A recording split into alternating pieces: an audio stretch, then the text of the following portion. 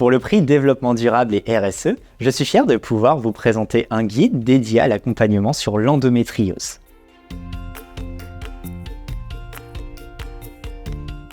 Ce projet est né d'une expérience personnelle, celle de ma compagne, enseignante, qui est atteinte d'endométriose. J'ai pu constater à quel point cette maladie peut être handicapante au quotidien, ainsi que les difficultés et le temps nécessaire pour obtenir un diagnostic. Fort de cette observation, nous avons décidé de créer un guide qui pourrait s'inscrire dans la démarche RSE du pôle. L'objectif est d'ouvrir la réflexion et d'engager des discussions sur l'adaptation du travail pour les personnes atteintes d'endométriose.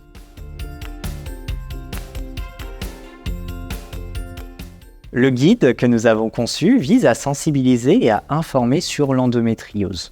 Il s'adresse à la fois au personnel, apprenants et apprenantes, et propose des solutions d'adaptation au sein de l'entreprise et des établissements éducatifs. Le contenu du guide comprend une présentation de la maladie, des symptômes, des conséquences sur le travail, des conseils pour obtenir un diagnostic, ainsi que des réflexions sur les adaptations possibles pour les salariés et les étudiantes. Il inclut également des conseils pratiques, des renvois vers des spécialistes et des associations de soutien.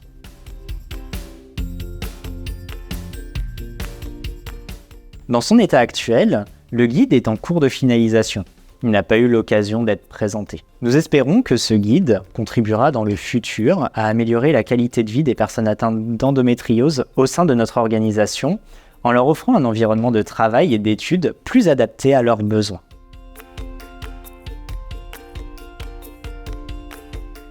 La prochaine étape pour ce projet est la diffusion du contenu du guide au sein du pôle et de ses écoles. L'idée de ce guide est de pouvoir entamer des réflexions sur la manière dont nous pouvons prendre en considération les impacts de l'endométriose et d'avoir à disposition des guidelines d'accompagnement. Aussi, nous pouvons nous appuyer sur des associations externes et internes au pôle, comme SAFE, pour proposer des ateliers de sensibilisation et des ressources complémentaires pour les personnes en ayant besoin.